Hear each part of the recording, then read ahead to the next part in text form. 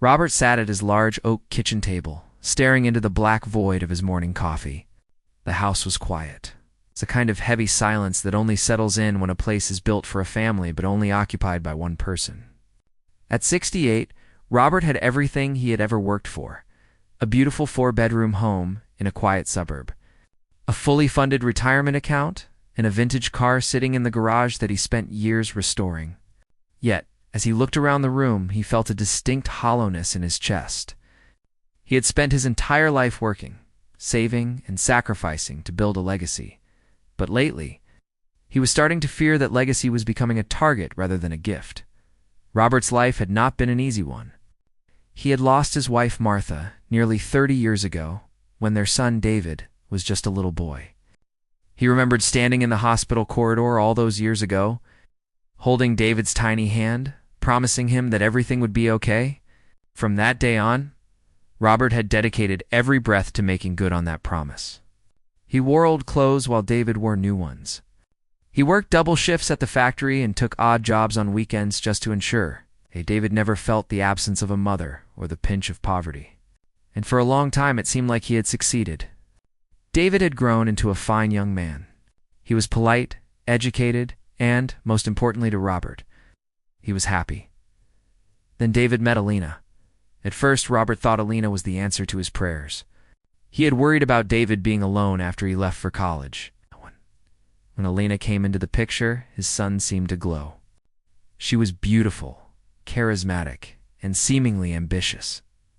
Robert poured his heart out into welcoming her. He paid for the engagement party without hesitation. And when they decided to get married, Robert insisted on covering the entire wedding cost.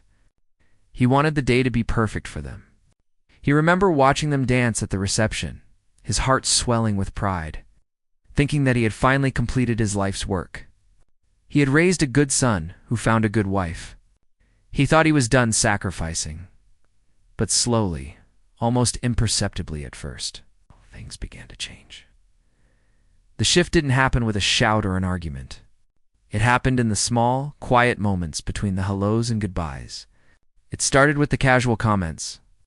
Lena would often look around Robert's house during their weekly Sunday dinners, her eyes scanning the rooms not with warmth, but with calculation. She would say things like, "It's such a shame that you're rattling around in this big place all by yourself, Robert. You're lonely here." Robert would usually just smile and shake his head. "I like the space," he would say. "It holds a lot of memories." But Lena didn't seem to care about memories. She cared about the potential of the space. She began dropping hints about how much the property value had gone up in the neighborhood. She talked about how inefficient it was for one man to own such a large asset. At first, Robert thought she was just concerned about his well-being. He thought she was worried about him falling down the stairs or the maintenance being too much. But soon, the conversation shifted from the house to his bank accounts. The requests for money started small. It began as a loan of $500 to cover an unexpected car repair. Robert didn't think twice. He wrote the check immediately. A month later, it was a temporary loan of $2,000 because David and Lena were between paychecks and had a bill due.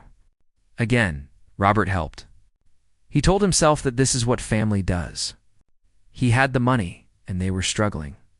It wasn't a big deal, but the loan stopped being temporary. They never paid the money back, and they never stopped asking. Every time Robert saw them, there was a new crisis. The water heater broke, the insurance went up, they needed a new sofa. The tone of the requests changed too. It went from, "Dad, can you please help us?" to, "Dad, you have the money? Why won't you help us?" David changed the most. He used to call his father just to chat. He used to ask about Robert's day, his health, and his hobbies. Now, every phone call began and ended with a transaction. There was no, "How are you doing?" anymore.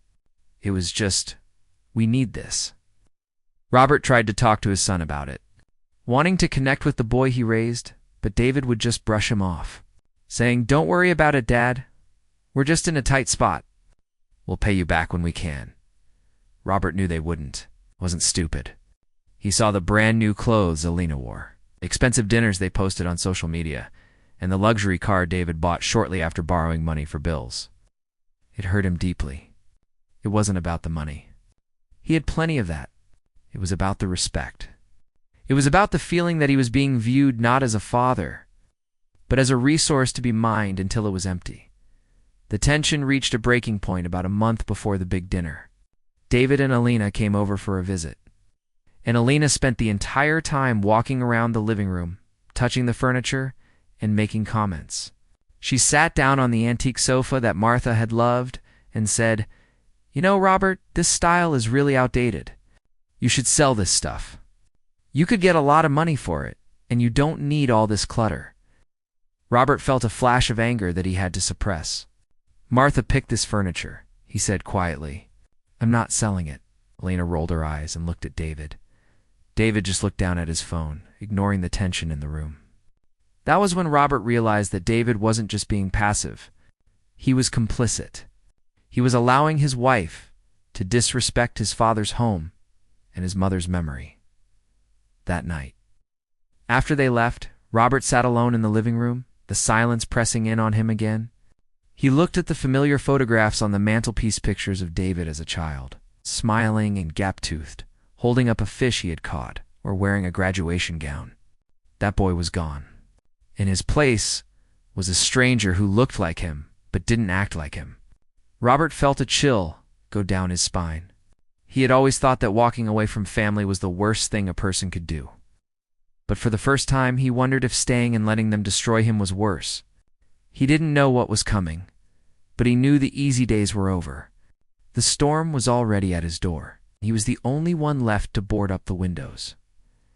The air in the dining room felt heavy, thick with a tension that Robert could practically taste.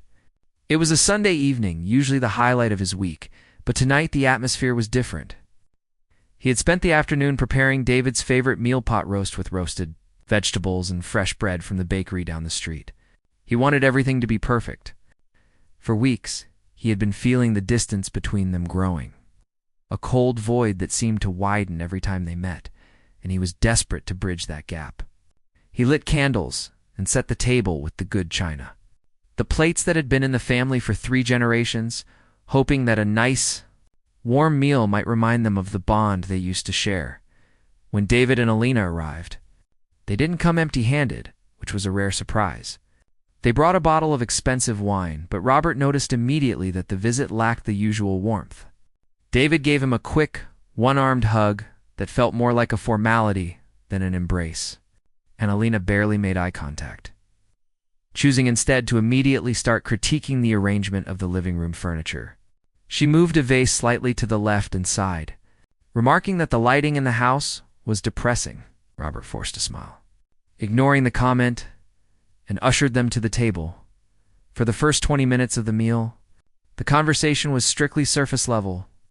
They talked about the weather, the traffic on the highway, and a new movie that was playing in theaters. Robert tried to ask David about his job at the software company, but David gave short, vague answers, chewing his food slowly and staring intensely at his plate. Lena, on the other hand, was vibrating with a strange kind of energy.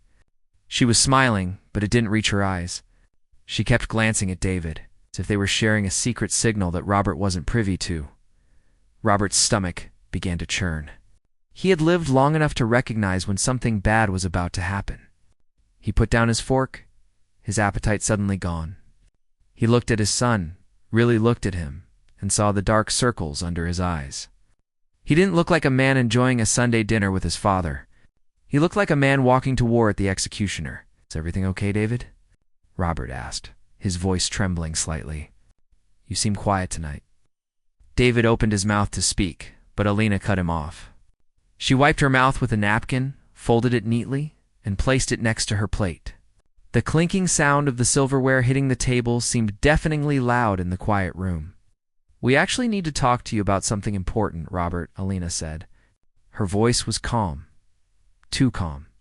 It was the voice she used when she wanted something specific. She reached under the table and pulled out a thick stack of papers held together in a manila folder. She slid them across the tablecloth until they rested right in front of Robert's water glass. Robert looked down at the folder. It was filled with spreadsheets, bank statements, and red stamps. "What is this?" he asked, his hand hovering over the papers but afraid to touch them. It's a business plan, Lena said, leaning forward. Her eyes locked onto Robert's, sharp and demanding, and a repayment schedule. David finally looked up. Dad! I didn't want it to come to this, but we are in trouble. Robert picked up the top page.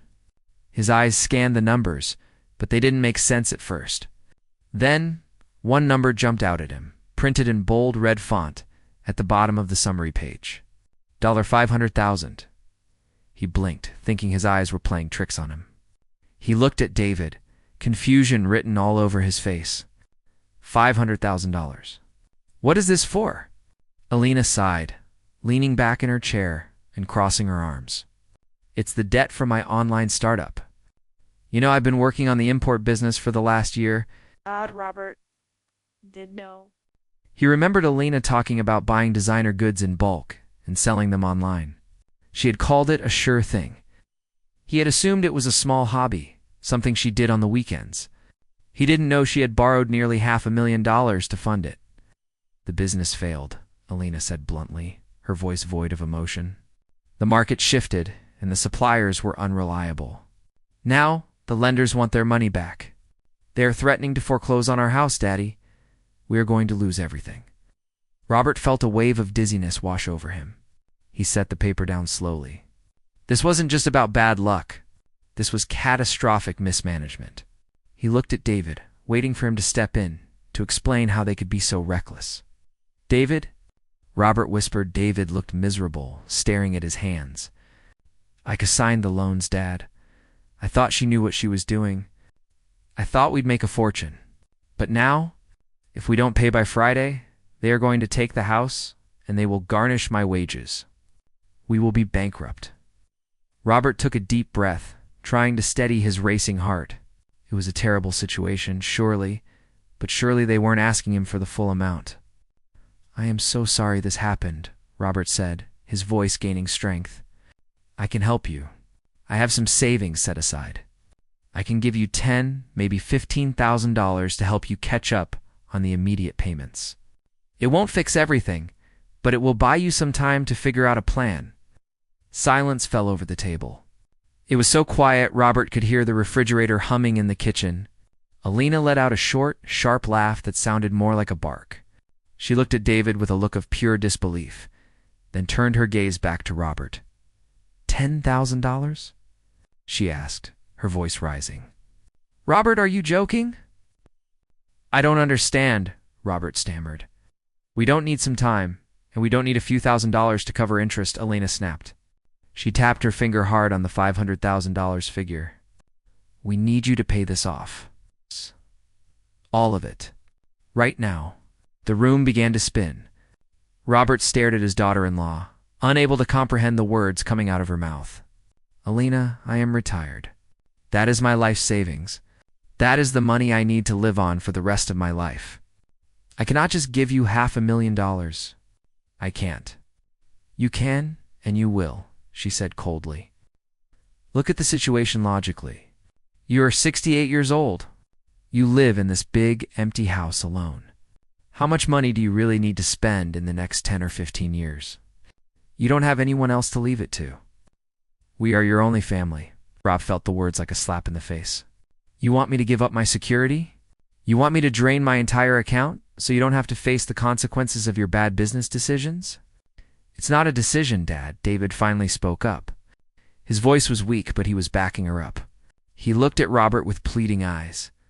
If you don't pay, Lena and I are ruined. Your grandchildren, or future children, they will suffer. Do you want us to be homeless? Is your money more important than your own son? Robert looked from David's desperate face to Elena's angry, hard stare. He realized then that they hadn't come to ask for help. They had come to demand payment. They viewed his money not as a safety net for an old man, but as an insurance policy for their own mistakes. They had already spent the money in their minds. They had already decided that his future didn't matter as much as their present comfort.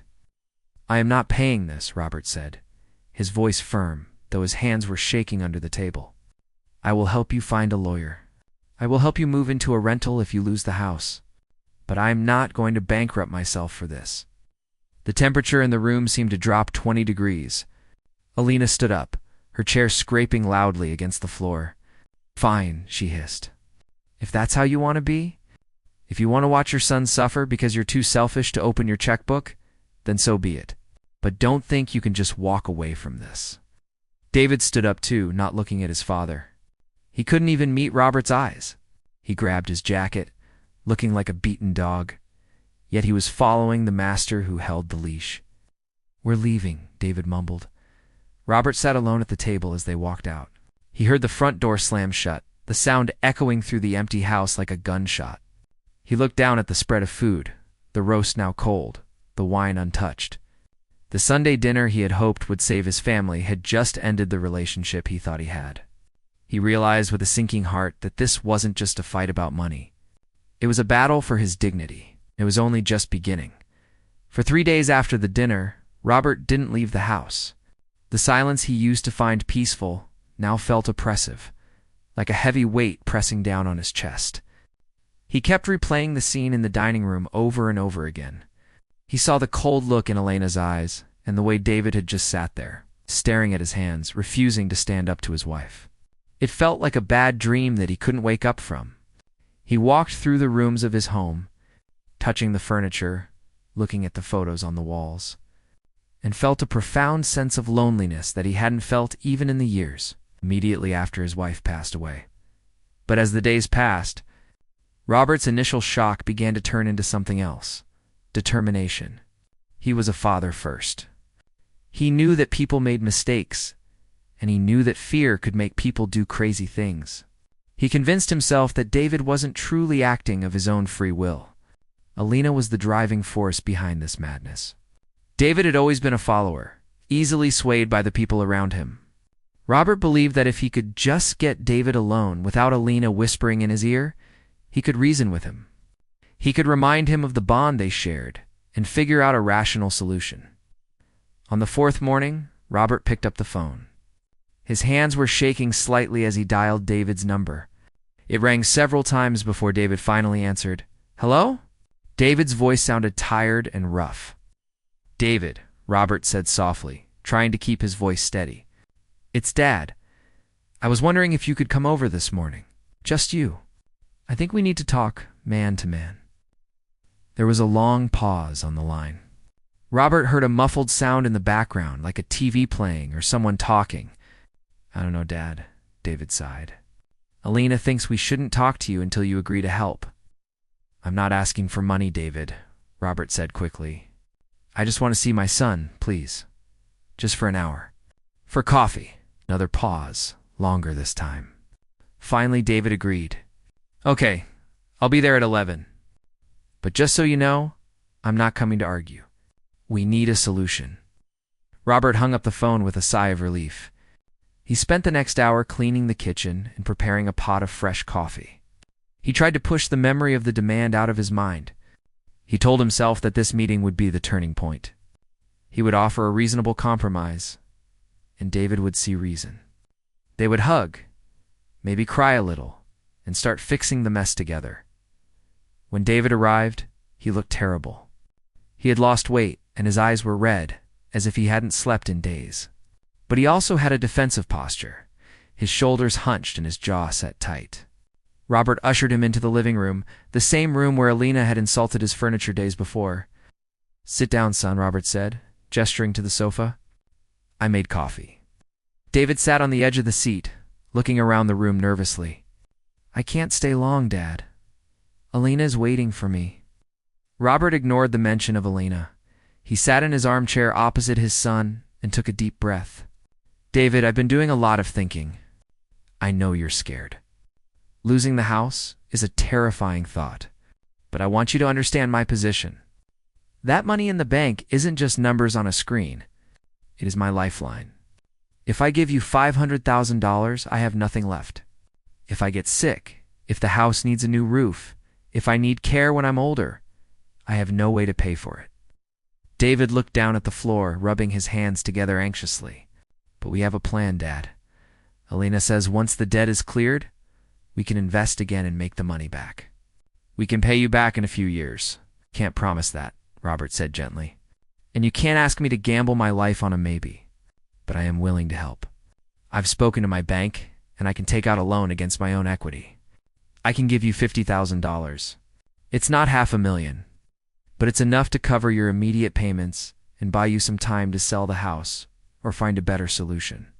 I will also pay for a financial advisor to help you sort out the mess. Robert leaned forward, his eyes pleading. I want to help you, David, but I have to survive too. Please, take the $50,000. Let me help you get back on your feet without destroying myself in the process. He expected David to look relieved. He expected his son to say thank you, or maybe even apologize for the drama at the dinner. He thought the offer of $50,000 money Robert had, saved by scrimping and saving for decades, would be met with gratitude. Instead, the room went ice cold. David's head snapped up. The tiredness in his eyes vanished, replaced by a sudden hot flash of anger. He didn't look grateful. He looked insulted. 50,000. David spat the words out like they were poison. Are you kidding me, Dad? Do you know what 50,000 covers?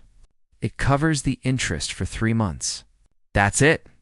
We'll be in the same hole in 3 months, and then what?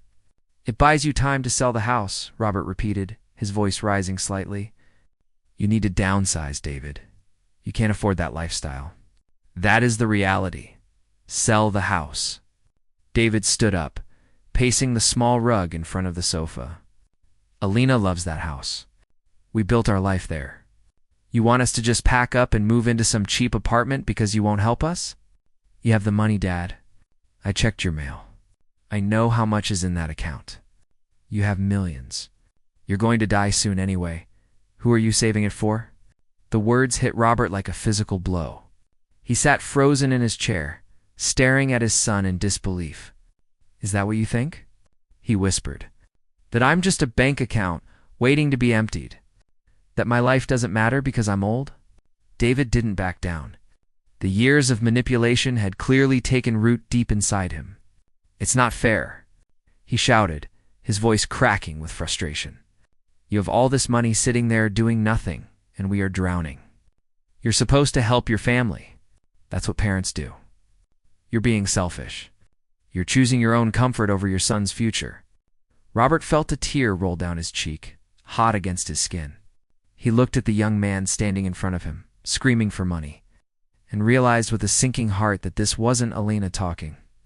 Lena might have pushed him, but the greed was coming from David too. The entitlement was real. His son honestly believed that he was entitled to his father's life savings simply because they shared DNA. I am not an ATM, David, Robert said, his voice trembling but firm. I am your father. I raised you. I paid for your college. I paid for your wedding. I have given you everything I have, but I will not give you my future. Then you're giving me nothing, David yelled. He grabbed his jacket off the arm of the chair. You know what, Dad? If you don't pay, don't expect to see us for Thanksgiving, or Christmas, or ever. You're choosing to be alone. David turned and stormed toward the door. Robert stood up slowly, his legs feeling weak. David, he called out. David stopped at the doorway, his back to his father. He didn't turn around. What? Does Lena know you just spoke to me like that? David let out a dry, bitter laugh. She's the one who told me to come. She said you'd try to offer us peanuts. She was right. With that, David walked out and slammed the door behind him. Robert stood in the middle of the living room, listening to the sound of his son's car speeding away down the driveway. The silence returned, but this time it didn't feel heavy. It felt final. Robert looked at the untouched coffee cups on the table. He realized then that the boy he loved was gone, buried under layers of greed and resentment.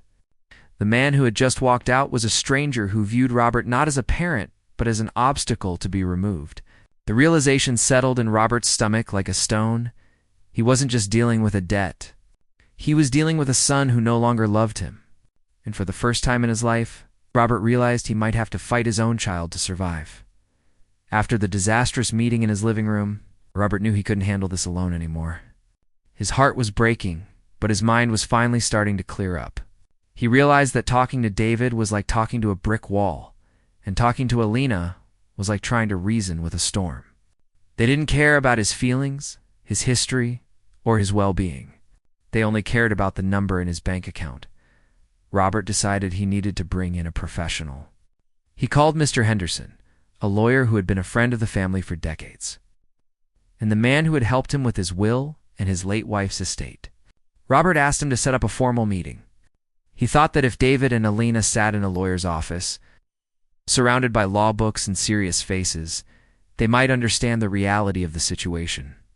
He hoped the formality of the environment would snap them out of this fantasy that Robert was an endless piggy bank. 2 days later, they all sat in a small conference room at Mr. Henderson's office. The room was cold, with beige walls and a large mahogany table that felt too big for the four of them. Robert sat on one side, with his lawyer next to him. David and Lena sat on the other side. David looked slumped in his chair, wearing a hoodie that looked like he hadn't washed it in days. Lena, however, looked like she was ready for battle.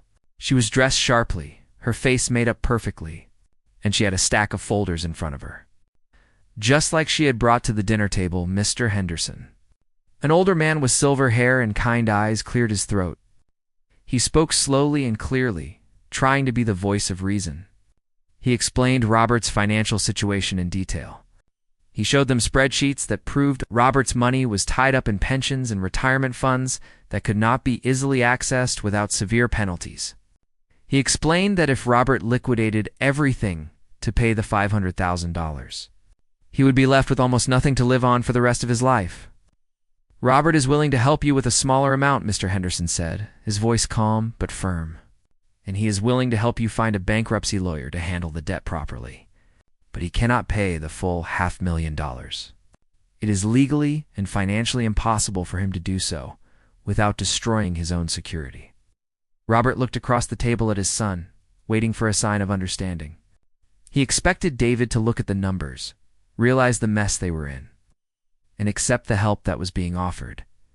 Instead, Lena let out a loud, frustrated sigh. She tapped her long fingernails on the table.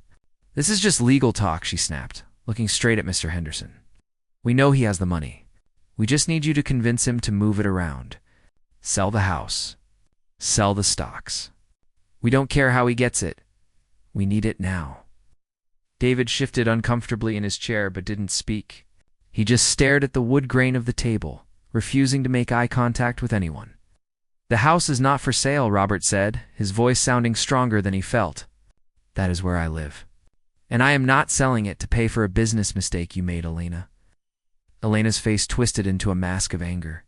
She stood up, leaning over the table, getting right in Robert's face. "You are being impossible. Do you know what people will say? Do you know what the neighbors will think when they see us dragged out of our house?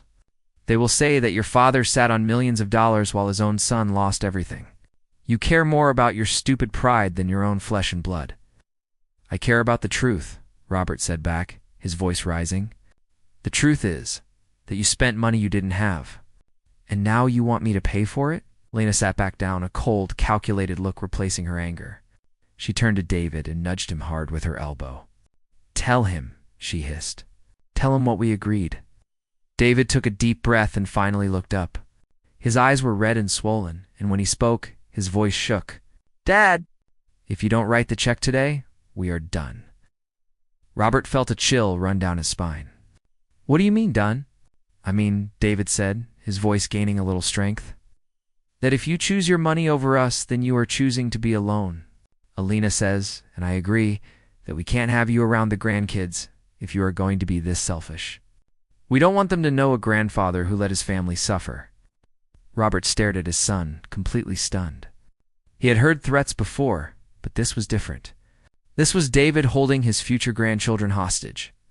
This was his son telling him that unless he handed over his life's work, he would be erased from his own family tree. "You're blackmailing me?" Robert whispered. He looked at Mr. Henderson, who was shaking his head in disbelief. "It's not blackmail," Lena said, her voice sweet but poisonous. "It's consequences. You have to decide what matters more to you, your money or your son." The room fell silent. Robert looked at the two people sitting across from him. He saw the greed in Elena's eyes and the weakness in David's. He realized then that this wasn't just about the debt. Even if he paid the money, they would come back for more next year. They would always hold his family, his access to his son, and any future grandchildren over his head. He was buying their love, and it was a price he could never afford to pay, because the price would keep going up until he was broke and alone anyway. Robert looked at Mr. Henderson and nodded slightly. Then he stood up. He smoothed down his shirt and buttoned his jacket. He looked tired, incredibly tired, but for the first time in weeks, he didn't feel afraid. "I have made my decision," Robert said quietly. David looked up, a flicker of hope in his eyes. "You'll pay?" "No," Robert said. "I will not pay a single cent. Not 500,000, not $5. You can't do that." Elena shrieked, jumping to her feet. "I will tell everyone.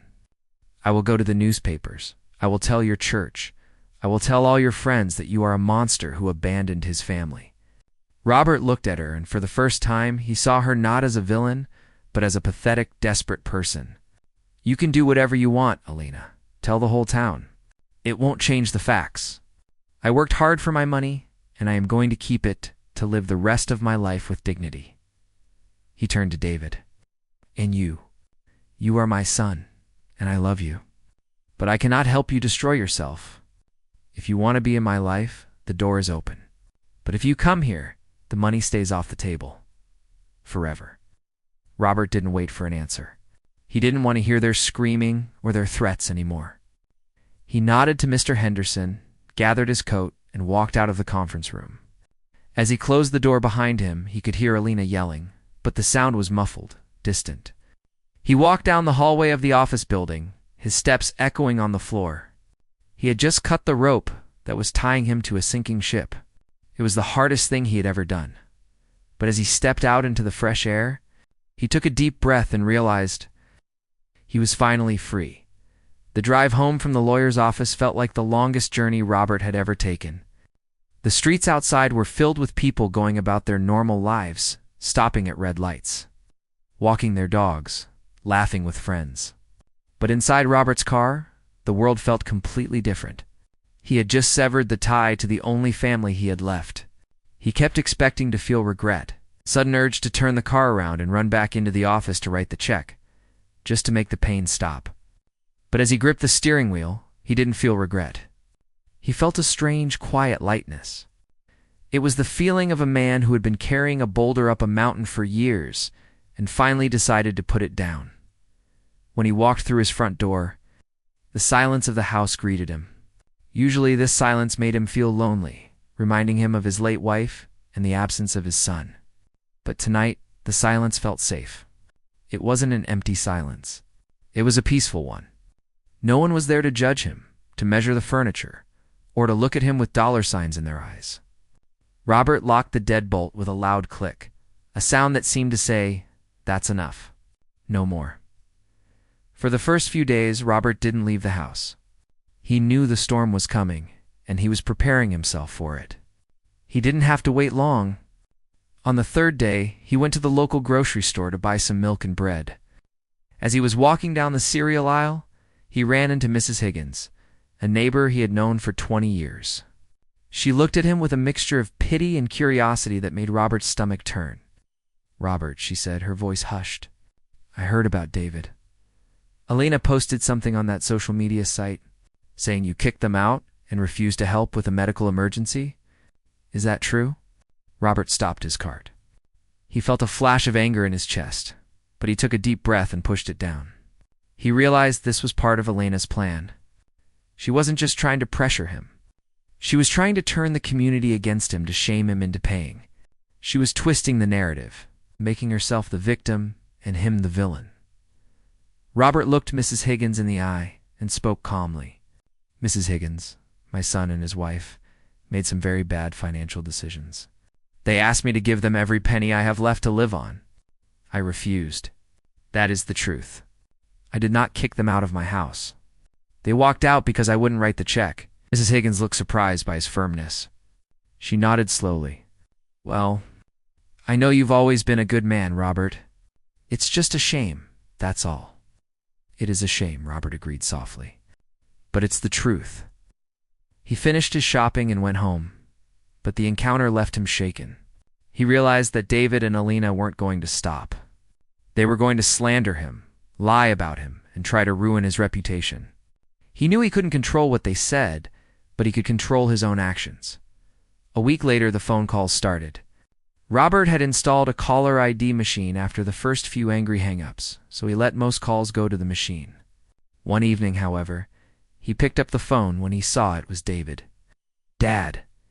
David's voice sounded desperate and shaky. "You have to help us. The bank seized the car today. We have nothing. Lena is furious. She's talking about leaving me. You can't let this happen." Robert closed his eyes and leaned against the kitchen wall. It hurt to hear his son in so much pain. Every instinct in his body screamed at him to fix it, to reach for his checkbook and make the hurting stop.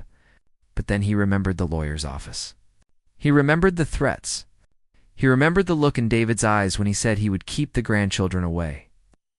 "I can't fix this, David," Robert said, his voice steady. "I told you that. You need to file for bankruptcy. You need to sell the house. You need to start over, just like everyone else does when they make a mistake. You're heartless." David screamed, his voice cracking. "You're choosing your money over your own son. I hope you enjoy your big empty house when you die alone, because that's what's going to happen." "I hope you find your way, David," Robert whispered. "Goodbye." He hung up the phone. His hand was shaking, but his heart was still. He knew that was the last conversation they would have for a long time. The next morning, Robert went back to see Mr. Henderson. He walked into the office with a sense of purpose. He knew what he had to do to truly protect his future. He sat down and told the lawyer to draw up a new will. He removed David and any potential grandchildren from the document entirely. Instead, he decided to leave the bulk of his estate to a local charity that supported veterans and a scholarship fund for single fathers at the community college. "Are you sure, Robert?" Mr. Henderson asked gently. "Sometimes these things blow over. If you leave him out now, there may be no going back." Robert looked out the window, watching the leaves blow in the wind. "I'm sure, Henry," he said. "I've spent my whole life trying to buy love and security with money. First, with my wife's memory, trying to give David everything he wanted to make up for her loss, and now trying to pay him to be my son. I'm done paying. If David ever wants to be in my life again, it will have to be because he loves me, not because he's listed in a will." Mr. Henderson nodded and began to type. Robert left the office feeling lighter than air. 3 months passed. The holidays came and went. Thanksgiving was quiet. Robert cooked a small turkey dinner for himself and ate it while watching a classic movie. It was the first Thanksgiving in 40 years that he didn't spend in a chaotic kitchen full of noise. He missed the noise, a little. He missed the laughter. But he didn't miss the tension. He didn't miss the feeling of being used. He heard through the grapevine that David and Lena had indeed moved into a small rental apartment on the other side of town. They had filed for bankruptcy and were rebuilding their lives the hard way. Robert felt a pang of sympathy for them, but he knew it was the only way they would learn. He sent a check anonymously to the local grocery store in their neighborhood, marked for the family in apartment 4B, just to ensure they had food on the table for Christmas. He didn't want them to starve, but he refused to be their bank anymore. One evening in late spring, Robert sat on his front porch with a cup of tea. The sun was setting, painting the sky in brilliant shades of orange and purple. His vintage car sat in the driveway, polished to a shine. The house was clean, the bills were paid, and his retirement account was safe. He looked at the empty chair beside him. For years, he had imagined sitting in this chair with David, talking about life, watching the grandchildren play. That dream was gone. It was a hard loss, perhaps the hardest of his life. But as he watched the sun dip below the horizon, he realized something important. He hadn't just walked away from a bad situation. He had walked toward himself. He had saved his own life. He had reclaimed his dignity and his right to enjoy his final years in peace. He was Robert, a man who had worked hard, loved deeply, and ultimately found the strength to say no.